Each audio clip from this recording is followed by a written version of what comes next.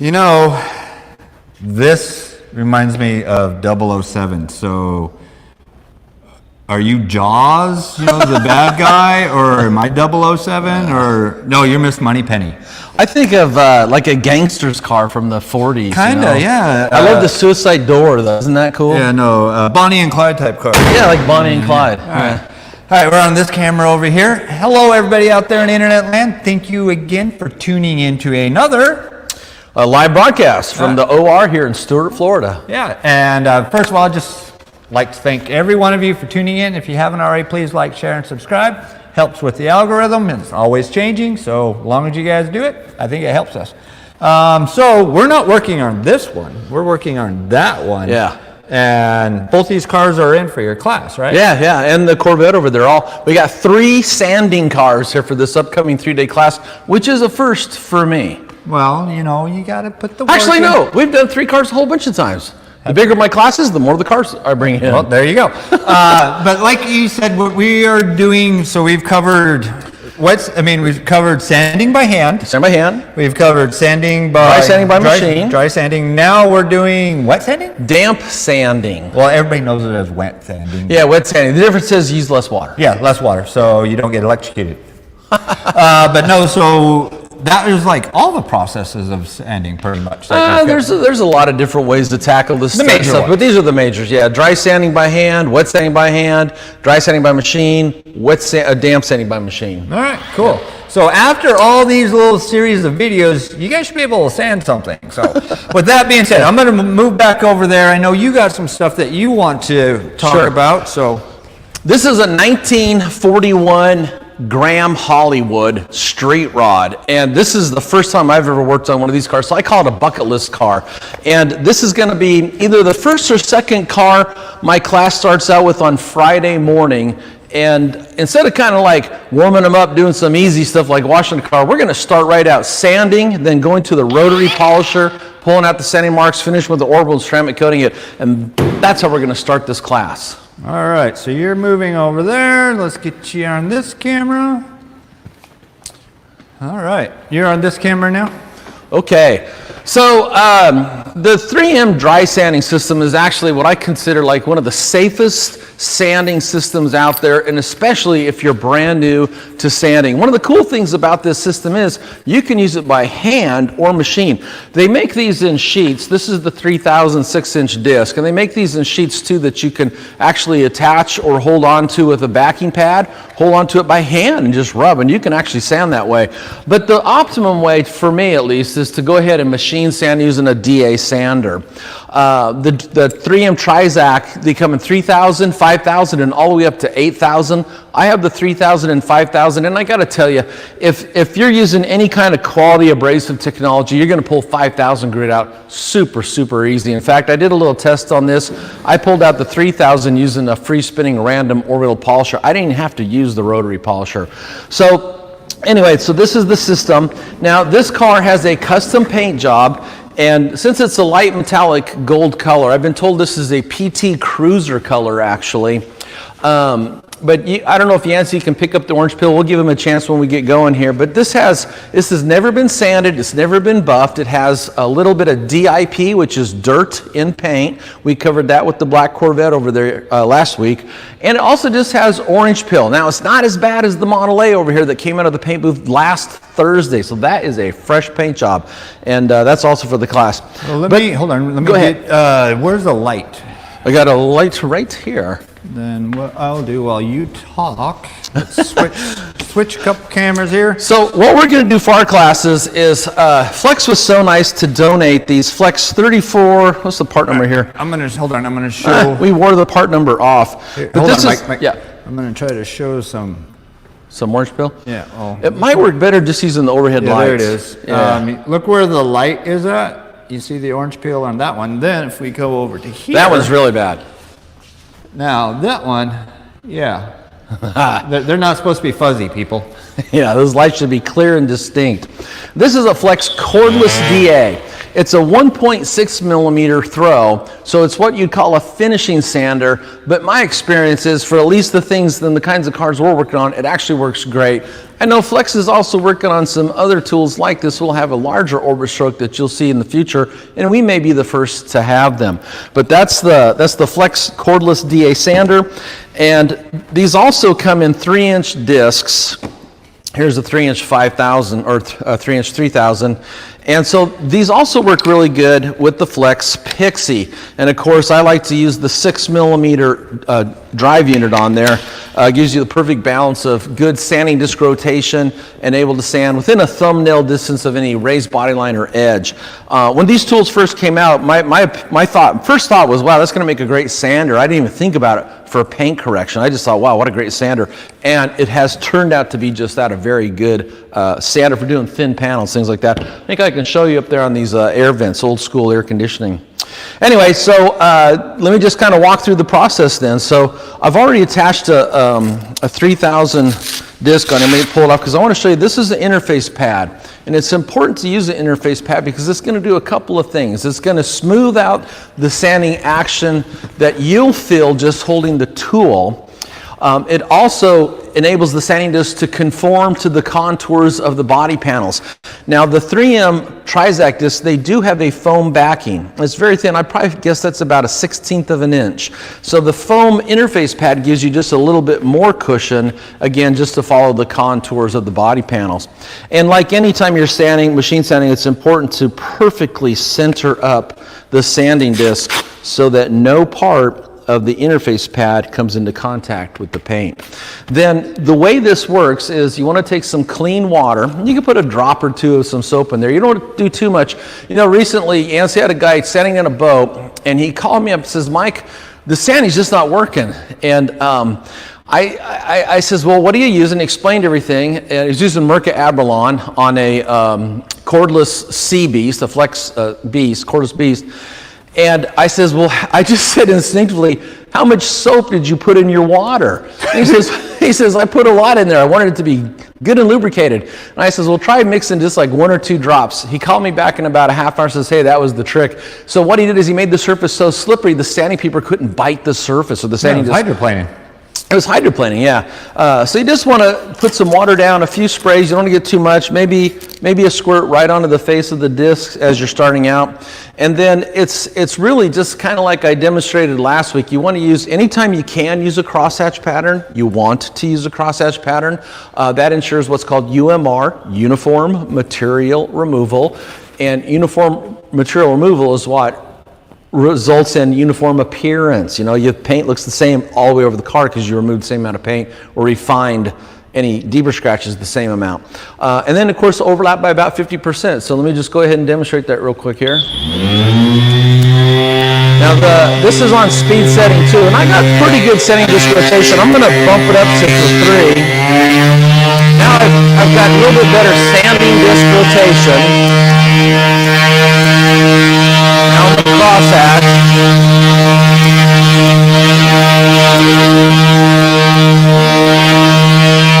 That's 3 passes. There's 4 solid section passes. Turn this thing off, and you can see the clear coats coming off. So this is called your slurry.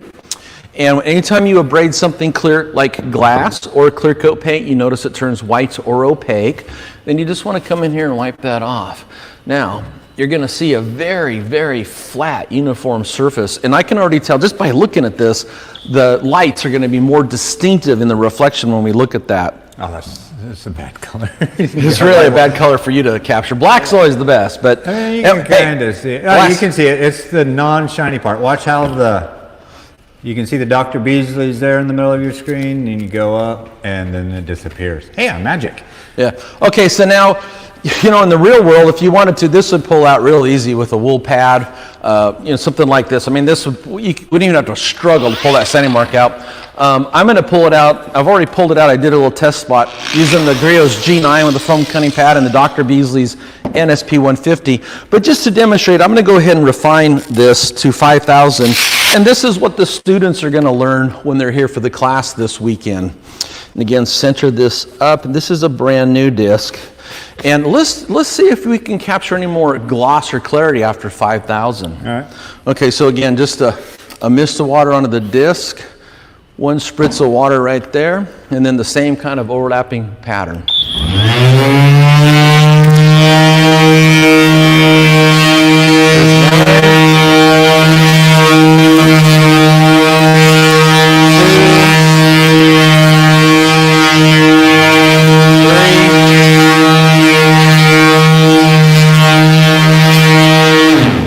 Four solid section passes there. And how many section passes you need to do to level the orange pill or to remove the surface texture that's apparent in the paint is something you just have to kind of experiment with. Wow, I can see the individual bulbs in the LED overhead now. Back that way a little bit. Sure. No, the other way. All right, and yeah, you can definitely see the Dr. Beasley starting to come back up. Yeah, it's starting to gloss up already. But one thing I would mention, like some people ask me, how many section passes, how many times you got to go over the surface? Well, it just depends on how hard the paint is. So the harder the paint is, the more section passes you're gonna have to make in order to remove the orange pill, to basically abrade enough material to remove the orange pill or any surface texture or DIP or even fish eyes. So the red one, you're going to do a lot of passes. Yeah, but I would say in most cases you're going to be into the 4 to 8 section passes. From what I have experienced so far, I would say this paint is on the medium side. It's not hard, it's not soft, but it's right there in the sweet spot where all of us detailers really like the paint to be something we can work with. You should nickname that Goldilocks syndrome. Yeah, the Goldilocks syndrome. Okay, so I'm going to set this over here, and I just want to go ahead and demonstrate what I'm talking about when I'm saying the Pixie's good for getting into thin areas. Oh, let me get you back. So on here's this camera. Here's the Flex PXC 80, or the Pixie. And again, I've got an interface pad on here. This is the Eagle abrasives. I like their little micro hooks. That it works really good when you're using the sanding disc. It doesn't really matter with this type of sanding disc because of the foam backing. But again, center that up so no part is touching. And then what I'm going to do is, if you look up here, these are little opening cowl vents, and they just let air flow in when you open them up. But that is just a nice little thin size, and here's a little thin panel here. And this is what I'm talking about. Sometimes it's so nice to have a smaller disc so you can get in and you can sand these other areas. I'm going to bump this up to the 4. And that way they're not going up on an edge, possibly running the edge of the paper in and Exactly. Here, look how convenient this is. I can never get a 6-inch disc on here. See, it goes back to having the right tool for the job. 3,000, look at the slurry, cutting really fast. And then, of course, refine with 5,000. I'm going to let the students take care of that. And I don't want to do too much here because I don't want to rob the students of the blessing of attending this class and, like me, the first time they've ever sanded and buffed a 41-gram Hollywood, which is pretty cool. Anyway, so then after you've done the sanding, of course, you would finish out the entire vehicle. Then you're going to come back, and normally, in fact, for my class, I'll probably have the guys use a wool pad and a rotary polisher, mostly because it's so much faster than using a free spinning or even a gear-driven orbital polisher. But the most important thing that rotaries come in handy for when taking out sanding marks is it's really easy in a big flat area here to use an orbital polisher, pull sanding marks out. I mean, anybody can do that. The trick is when you start getting next to edges or thin body lines, orbital polishers just are not the most effective way, because with the rotary, you can just go up on edge. Boom. There's no pad stalling. You can pull that sanding mark out. So that's why I'm kind of a big fan for this. But I wanted to demonstrate that I can pull these out using orbital because I just wanted to do a shout out to my good friends at Griot Garage. They sent us some brand new polishers for our detailing classes. So I just want to do a shout out to Rod Craft and everybody at Griot's.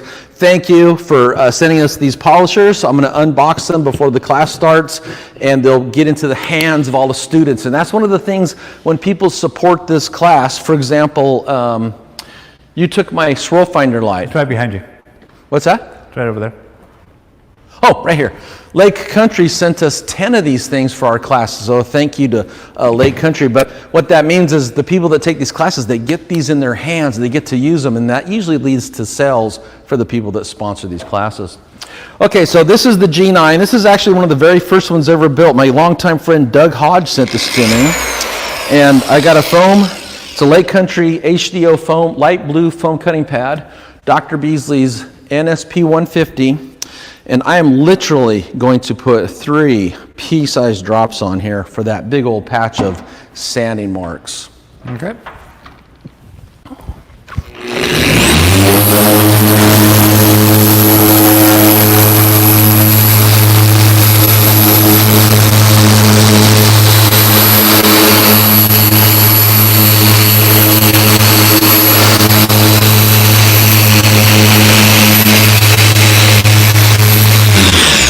Yancy, I've gone over this section one time and it is almost perfect. Not quite, but that was one time going over it with the Dr. Beasley's NSP 150 spherical abrasive technology and a foam cutting pad on a free spinning random orbital polisher. Let me do like 3 more and then we'll take a look at it. All right.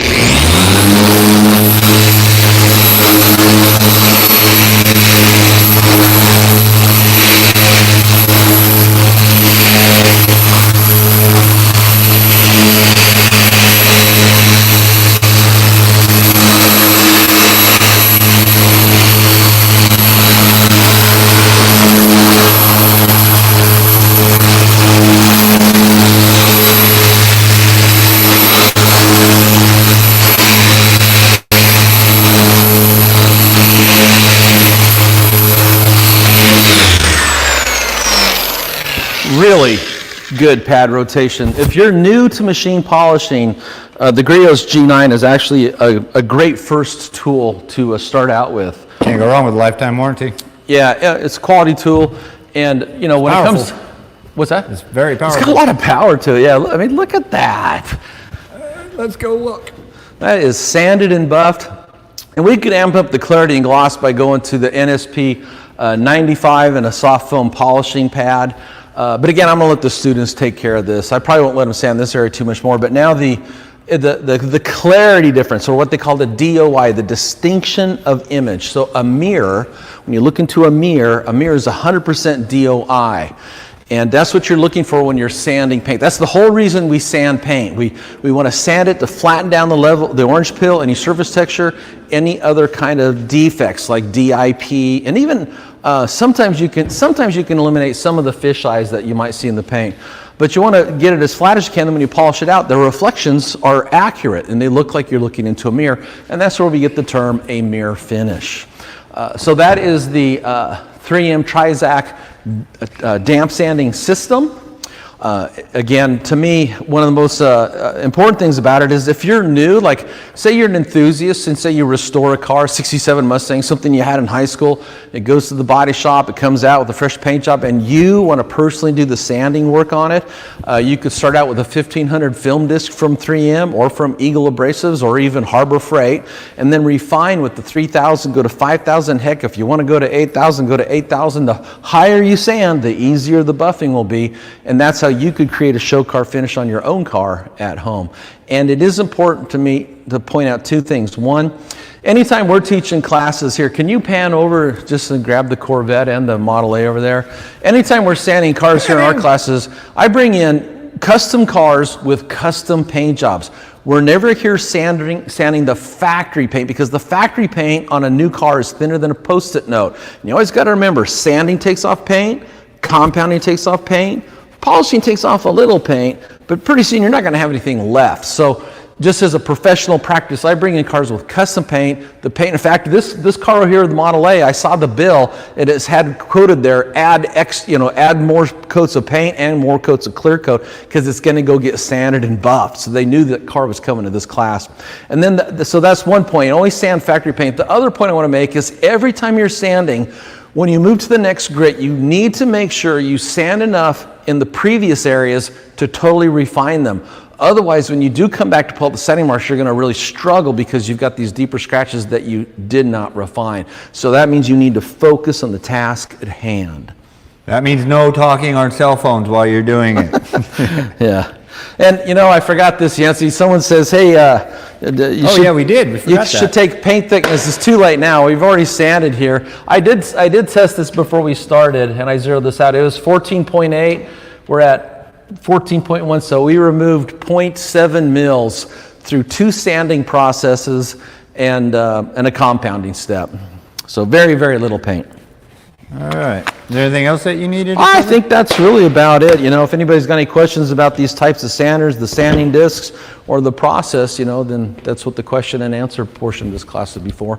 Okay, let me switch over here. Hey, I'm back. I'm the voice from the nether. I will, right here, as you can see, on my lovely laptop, I will take your questions. So if you have any questions for the guru over there, get them in now, because I'm getting ready to go. So here we go. Mike, you are on that camera. And let's start it all off with, come on, show. Optical clarity detailing. Happy Wednesday, everyone. When sanding, dry or wet, do you typically start with the same grit depending on what sanding application you're doing? No, it really just depends on what you're doing. Like for custom paint, you know, you're going to usually start at your lower grits, and that's assuming that the custom paint has a lot of orange peel that needs to be flattened out. But for some cars, like, you know, if the finish isn't too bad, you can use the 3M Trizact system on factory paint for cars that have a lot of swirls and scratches, and instead of trying to compound them all out, you lightly sand, and then you leave a flatter sanding mark pattern that's a controlled depth, and then buff that out. It's a lot faster and a lot easier. But you really want to have some experience before you start sanding factory paint, and you want to stick with the higher grits. Okay. All right, we have Camille coming in here. Let's go! And if that's your car in your thumbnail, we gotta talk. He has tractor tires on, looks like some old Oldsmobile car. Oh no. If that's your car, awesome. I like to know how you make turns though. I got a monster truck out here for the class this weekend. All right, and then we have first from Puerto Rico. Hello, Yancy and Mike. Hey. Hello. Then let's go here. Tim McLaughlin. Let's go, ready to roll. Hey, he's a poet, didn't know it. Ha, so am I. All right, then Raldas. Hi, everyone. Everyone saying hi right through here. Restyling Auto Care, greetings to all. Then, let's see here. We go down, down, down. This must have been, we were talking about the car earlier in the video. Come on, come on. Looks like an evil villain car from the Batman animated series. I can kind of see that. Kind of see, yeah. These molds, this car looks a lot like a 1937 Cord. Yeah, it does. C-O-R-D. So I don't know the complete background, but Graham got the body molds from Cord, and that's basically where this body style came from. What's interesting is if you look, there's no headlights up here. They're behind the front grille. Oh, hey, let me... Now, so I don't know how safe that is, but they're tucked in right behind the grille there, which kind of gives it a very sleek aerodynamic look. That's kind of interesting. You know, I didn't notice that until you actually pointed that out. It's got a little small block Chevy 350 with a 350 auto in it. It actually runs and drives pretty good. Huh. Interesting. I don't know about the color, though. Yeah. Neil Walker, good afternoon, everyone. We have our Director of Success. Great crowd today. Hello, all. It's better now that you're here, Chris. That's what it is. Still waiting for my pizza. You know, the class coming up this weekend, Friday morning, Tony Pando is going to be here going over the Dr. Color Chip rock chip repair system. And I just sent him a picture of this car, and I found a couple of rock chips, and he volunteered to bring any custom colors we needed. So I said, hey, PT Cruiser Golds, you know, I'm sure he'll be able to look that up and bring us the right color. So the class, after we do all the paint correction, they'll have a chance to actually test out the Dr. Color Chip rock chip repair system on this car and any of the cars. We've got 6 cars for this class and 1 huge center console boat. So out of all 6 cars, there's going to be something for the class to practice on. But the key about the Dr. Color Chip repair system is to do the rock chip repair after the paint correction, not before. Yeah, I can understand that. People are pixel peeping here. Roger, nothing gets past you. Roger A's. Yeah. Loving the new shells in the back. Yeah, you know, my wife Stacy came down to help me out. We have so many tools that we really needed a way to organize them. Yeah. And then one of the first things I do the first day of any of the classes I teach here is I show the class where the tools go, how to properly coil a cord and put them back where they go. Don't mix up the tools. You know, it's one of my pet peeves. Oh yeah, no, I hear you. That was, yeah, I hated when we were over at 3D and what do they call it? They never put the tools back. Never put the The tools next back. day I was sorting tools. Oh, and when they start wrapping the cords around the tool, no. I will show them the cowboy coil. All right. My guy Kirby, Mike, using the PXE with the new 6mm throw. Yes. So anybody that's watching this that doesn't know the history, I will take credit for this 6mm drive unit. As soon as this tool came out, I sent an email to Chris Metcalf, and I said, hey, love the Pixie, love the rotary mode, the 3mm, the 12mm, but for optimum machine sanding, we needed something in between the 3 and the 12. The 3 is kind of anemic. It works with the 1-inch sanding disc, but for anything larger than that, you can't maintain any kind of sanding disc rotation. And the 12mm, the orbit stroke is so big you can't sand close to a raised body line or an edge without hitting it. So in the email, I think I says, make me a 5, 6, 7, 8, I don't care, but get me something in between. They sent me a 6. I still have the prototype. This is one of the production versions. It's got a stamped number 6 on the front of it. But it really works good for sanding, and it also works good for paint correction. So if you've got a Pixie but you don't got the 6mm, it's something you need to add to your arsenal. Okay, here's actually a really good question.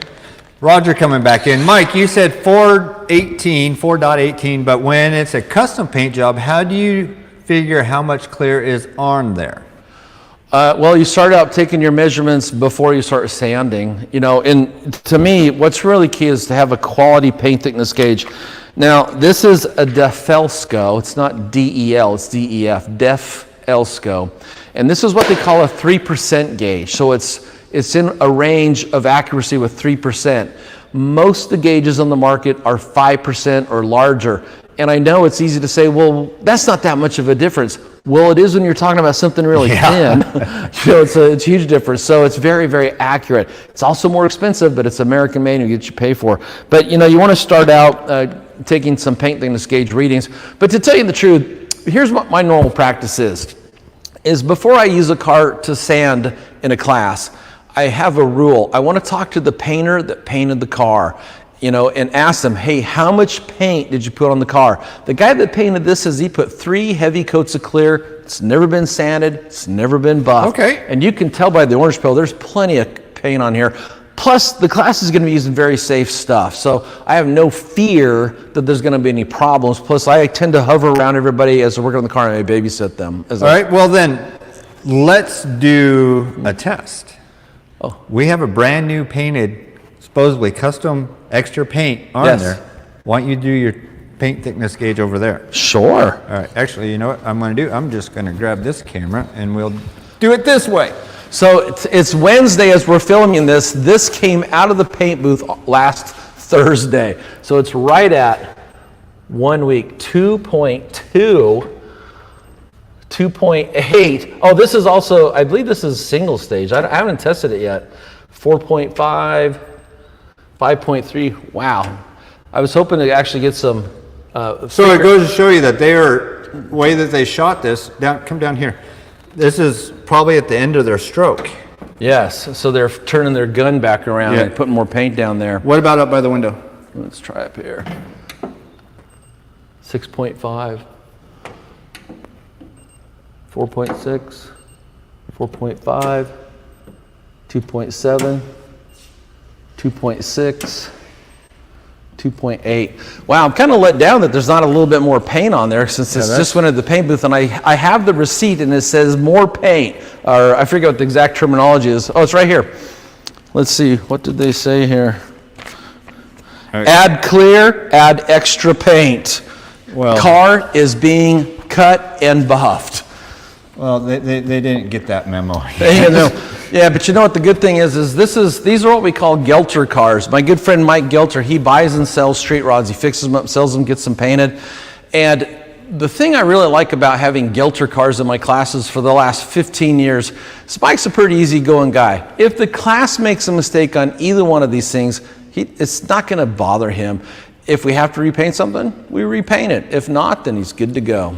But the goal is not to. Well, the goal is not to many. But you know what? You know, in my classes, there's never such thing. There's no bad thing that happens. Because if the class does go through a panel, then I use it as a teaching moment. I go, look what happens, you know? So most people shouldn't be sanding cars, by the way, Yancey. No, I agree with that. Yeah. All right, let's go on here. We have Husam. That's what I'm going to have to say. Hey, Mike, thanks for all the good info as always. Here's my question. Is hand sanding gives better finish than machine sanding? Yeah, I think from what I've seen over my course of time in this industry is, you know, if you're doing a custom paint job, and again, we're talking about custom paint,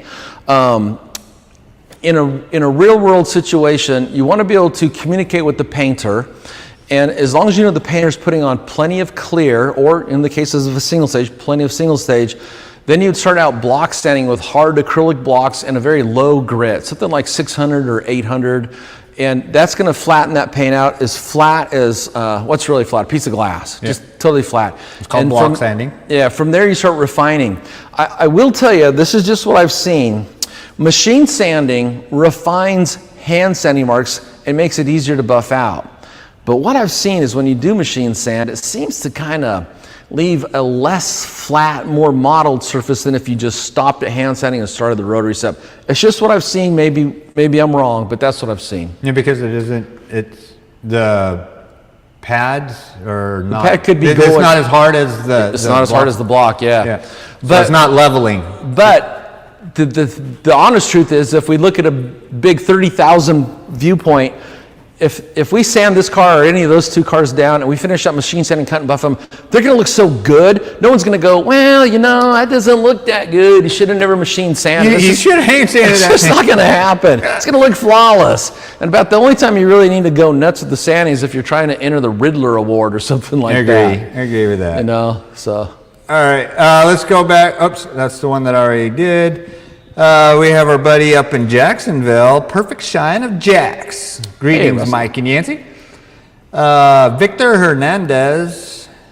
Victor, that's what you used to always say. Victor, what machine is Mike using to sand? This is the Flex cordless DA sander. It's actually a sander? It's the FX0111. It's actually a wood sander. But Flex so has the not, cable. they haven't launched their automotive cordless sanders yet, so I borrowed this, and actually Flex sent me 10 of these for my classes. So in the past, I've often shown pneumatic sanders, or even tools like the Porter Cable, which is an 8mm free spinning random orbital polisher, but you can use it as a sander. It's pretty aggressive. You got to know what you're doing. But for teaching people, this actually works really good. Plus, I know it's safe. You know, my goal in these classes is not to make somebody an expert. You cannot make somebody expert in a class, but you can give them a foundation they can build on. So that's the goal. Oh, look at you getting all philosophical and everything. Oh, I love this one.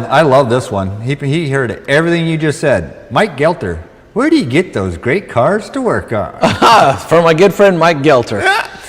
Mike doesn't know this, but we call these Gelter cars. All right. Well, he knows it now. Yeah. That's funny. Busted. Neil Walker, does soaking the sanding disc in a bucket or rinseless wash diminish the performance of the sanding discs? Well, you don't need to do that with these discs. You just apply water as you're sanding. So I've never soaked them, so I wouldn't know. You know, water is a universal solvent. If you let it sit in there long enough, maybe it start to break down. These basically have kind of a medium. That's a term you would use to describe a substance. It has a substance that the abrasives are actually embodied in.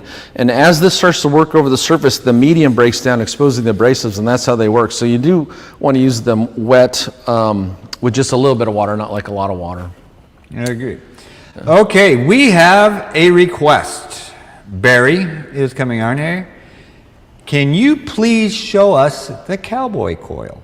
Oh, sure. Let me grab a polish with the. Here, we got the Griot's G9 here. The cool thing about the Griot's G9 is.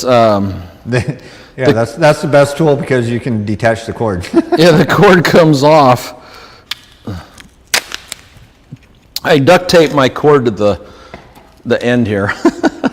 Okay, so cowboy coils. Can I walk out here in front? Yep. Okay. It's real simple. It's just a simple coil. All right, let me get his comment on. So what I have my students do is pull their pads off. I'm going to leave this one on and put their tools back where they go. and then you pull the cord out, hold it at the tool end, and then just make a nice, gentle, rounded coil like that. That's called a cowboy coil. And this is how a cowboy would coil up his rope if he was a... If he was what, Mike? Let's see how good your cowboy If he was roping doggies, cattle, lambs, If he was a roper? He's a roper. There you go. That's a cowboy coil. So, yeah, what you don't want to do is this kind of stuff. And, oh, God, this drives me up the wall. People do this. Wrap it like this or like this, any way they want to wrap it. I'm not a big fan of that. Put stress on the cords. But show them what's so cool about that tool, though. Oh, yeah. This is what's cool about this, Griot's did a lot of research when they built these tools. This is like one of the first ones they sent it to me to write a review on. But back here at the bottom, there's just a little locking tab. You push that in. And it doesn't, it's... No, it pulls right out. It's not... I want people to know that people think, oh, it's a detachable cord. It'll probably just fall out all the time. No, literally, you can take and swing that above your head, and it is not coming out. Then you can take and coil this up and store the tool just like that. My favorite tool. If I have to use a random orbital, that's my favorite tool. Well, and just to kind of piggyback on that thought, I've been talking to people about the tool motions, for decades. And the thing about a short stroke tool is it's easier to maintain pad rotation. It's the larger the stroke, the larger the orbit stroke. So the orbit stroke is the pad spins in a circle, then it makes a little circle. The diameter of the little circle is the stroke length. And the larger that stroke length, what happens is the outer edge of the pad when you're buffing has leverage over the reciprocating, the drive unit. And that's what causes it to stall out. So if you tilt it sideways, all this leverage on the edge of the pad causes the pad to stall. Now, if you got a short stroke, it's just less noticeable. It's less effective. So that's why I kind of more of a fan of a Porter cable versus a 15 or 21. But they all work good. The larger strokes basically work really good on big flat panels. Agree. Okay, we have, let's bring this one in. David coming in here. Mike, can you talk about the pros and cons of wet versus dry sanding? Sure. Sometimes it's just personal preference, but it just depends on what you're doing. If you're doing custom sanding on custom cars and you're going to start out hard blocking, you're going to be hard blocking with water, so that's wet sanding. The downside of that is it's messy. Now, if the car is disassembled, it's probably a lot easier because any of the slurry is just going to run off the panel onto the ground. If the car is assembled, all the slurry runs down the cracks and crevices that you sometimes can never remove, or it's really difficult to remove. So it's just messier. Dry sanding, you have less of a mess, but you should be wearing a respirator because you do not want to breathe all that dust in, and of course then your glasses fog up and it's more of a hassle. So it just depends. Me personally, after teaching and using both styles of sanding, wet and dry, for not over 20 years now, I really like dry sanding better. For the type of classes I teach, where I'm teaching enthusiasts and professionals or people on their way to becoming a professional, most of the time they're not doing the kind of sanding you would be doing if you worked for Dave Kindig or Chip Foose. You're doing something for an enthusiast or yourself, and dry sanding will be more than enough. It's cleaner, it's neater, and that's why I prefer it, even though I've done more wet sanding in my life than I've ever done dry sanding. Yeah, and if you get it down in the cracks and stuff, air comes in, it becomes your best friend. Just blow that out. Yeah. Let's hear. Actually, James came in. There's one more thing. Let me add to that. When you're wet sanding, one of the things you want to do, again, if you're trying to flatten down orange peels, you need to, after you're wet sanding, you need to dry the surface so you can physically look to see if you flattened it, or if you need to come back and sand some more before you move on. And that can take a while. You got to wipe with a cloth. Some guys squeegeed off with their like over here, I've got a Meguiar's hand backing pad, so they would take and sand a little bit, then squeegee it off, but you still got to come back and dry it so you can really see what's going on at the surface level. With dry sanding, you wipe it with a towel, boom, you can look, so it's faster in that one aspect. Now, would wet sanding be beneficial for keeping heat down? Yeah, but you don't really generate a lot of heat when you're machine sanding. I'm just trying to come up with other questions. You got to keep it moving. You don't want to put your sander down in one place and just hold it there. That's called grinding. It's called, well, you're going to take a lot of paint off really fast. All right, let's, coming in, this is going to another question that came in. James Kramlich. He's answering Neil Walker. The 3M Trizact system is designed to use damp. Over-soaking dramatically reduces their performance. The old 3M wet or dry paper was designed specifically to soak. Yeah, and that's true. The other thing is depending on the sander, once the sanding disc gets wet, it's heavier, it's not going to rotate as well. And rotation isn't really important. To me, I want to see a little rotation. I don't want to just see the sanding disc vibrate. I want to see just a little rotation so you have good rotation and oscillation for fast cutting. Now, when you're sanding, would you still want to mark, since you're using an orbital? I'm the voice from another. Place a mark on the backing plate? Yeah, the marker on the backing plate. See, you knew where I was going. No, you can usually tell with your eyes if it's rotating or not. Okay. It's not as crucial. It's not like doing paint correction where you actually want to see good pad rotation and oscillation if you're trying to do paint correction with the free spinning random orbital. With the gear driven, you don't got to worry about it. It's going to rotate and oscillate no matter what. Okay.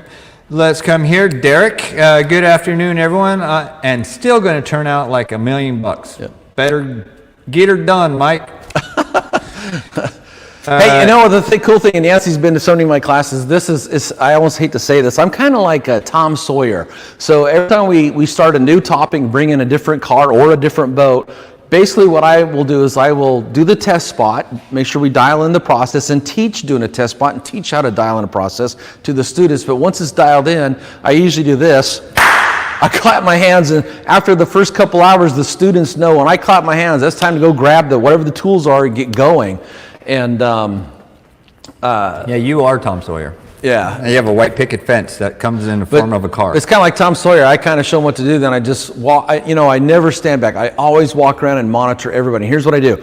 If someone's doing the technique right, I let them know, hey, you got this down. If someone's doing it wrong, I try to offer some suggestions to tweak their technique so they learn how to do the job better, faster, or more efficient. All right, let's come here. Trent McGraw.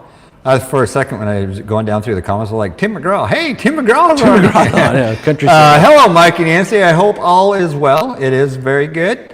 Then we have another question coming in. Tim Paul Starks.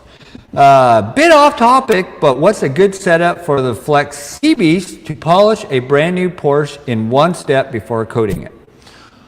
Sea-Beast. A good setup, in my opinion, is to first take the 5-inch backing plate and throw it away. Install the 6-inch optional backing plate so you can put on just a little bit bigger pad.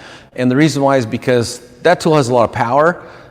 Take advantage of the power, bigger pad, more surface, work faster. Also, it stabilizes the tool. It feels more comfortable. With the factory backing plate, to me, it always seems kind of tippy. But that's all my Sea Beasts, all my Super Beasts, all been swapped over from 5-inch to 6-inch backing plates. But if the Porsche is brand new, then I would suggest going with something like the Dr. Beasley's NSP 95. You could think of this as a fine cut polish, and if it's new, you shouldn't have to do a lot of paint correction. So a soft foam polishing pad. A lot of times what I will do is I'll take a piece of tape and I will tape that speed dial onto the 6 setting so it doesn't slow down at all, because you want all the power coming out of that tool that you can get, and then just go nuts. Divide the different panels up into smaller sections, buff each section. When you move on to a new section, overlap it a little bit into the previous section, wipe the product off as you go, and then you're ready to either use a car wax, a synthetic paint cylinder, or put a ceramic coating on. All right. Then let me just go over these comments one last time. Oh, we got to get this one in. St. Hilda's. Hello from England. Good all day. Cup of tea. For the guy in England, did you come to watch this because you knew it was going to take place, or because you saw my post on Detailing World? Oh. Done. I have my own section, Ask Mike Phillips, over on probably the largest detailing and oldest detailing discussion forums on planet Earth. It used to be Autopia, but I think Autopia wasn't even around as long as Detail World. Yeah, I think Detailing World is bigger, or it is the biggest now. But every week whenever we have a live class, Nancy, I go and post that to my own forum, the MikePhillipsForum.com, and also Detailing World. Aww. Okay, so with that being done, we're 15 minutes ahead. Either you're getting better at this, this is a pretty simple topic. Again, I started out this conversation saying that in my opinion, if you want to learn sanding, this is the safest way to learn how sanding is with the Trizact system.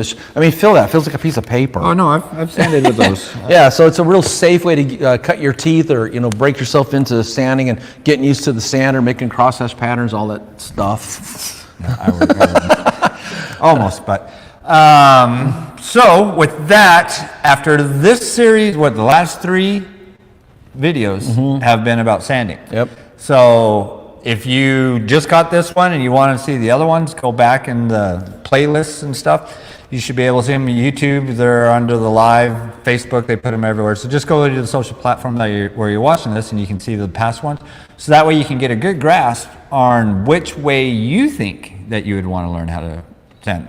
To me, what do you call it? This is the way I do it. I always damp sand. Yeah. It's just because if I'm painting a car, I'm already there blocking it out. So I already have the water and everything going, then air compressor to dry it off. So, I mean, there are ways to dry the stuff off so you can view it faster. But that's my preferred method. Yours is dry now. You like working dry. Yeah. I like using the Eagle Abrasives dry sanding system. Yeah, so I mean, it just take a pick on what you do. Yeah. And in the classes I teach for the dry sanding system by Eagle Abrasives, I teach the dry sanding by hand with their own really nice ergonomic blocks. So the students get that skill, but then we come back and machine sand dry to refine the hand sanding marks to make it faster to buff out. But that way they get that experience of 2 different types, and that's just for dry sanding. There's damp sanding and then everything else we teach. And that's, since you just said that, I noticed that's one thing that with your students and me personally, me learning how to do the sanding and stuff, is when you first start hand sanding, you'll always have some sort of inconsistency in it because you're not concentrating on keeping your hand flat or the right amount of pressure, so there's always that. Or the right pattern. With hand sanding, you want to use a tight pattern. You're just moving that block over a little bit at a time, very tight. You're not making M's or W's, as I like to say. Yeah, then you're in a world of hurt. If you keep world of hurt, yeah. But with that being said, we appreciate each and every one of you. Like I mentioned at the beginning of the video, if you haven't already, please like, share, and subscribe. It works. It helps. It's always good. Share the love. And are you announcing what we have an doing? announcement, yes. So we're going to be switching things up. These live broadcasts, these live detailing classes are going to go to once a month. And that's we have other plans. We have other plans, yeah. So once a month. The best way to find out is, pay attention to social media or go to drbeasleys.com and subscribe to the newsletter because it'll be announced. The newsletter come right to your email. Or like, share, and subscribe, and you'll be notified. Hey, just going to put that out there. But no, we have some really cool plans and projects that we're going to be working on. So we're going to put the lives on a little hiatus every week.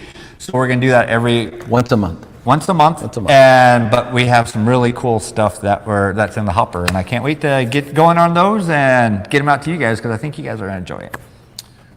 Right? And what? I have a 1-day class coming up. So this class this weekend's a 3-day. So this is a big class. It covers more topics than any other class on planet Earth. But the first day is all about paint correction. The second day is all about sanding. The third day is boat detailing. So you can learn and practice the most profitable and popular topics in the industry in a single weekend. But I also teach a 1-day class, which is just paint correction and ceramic coatings.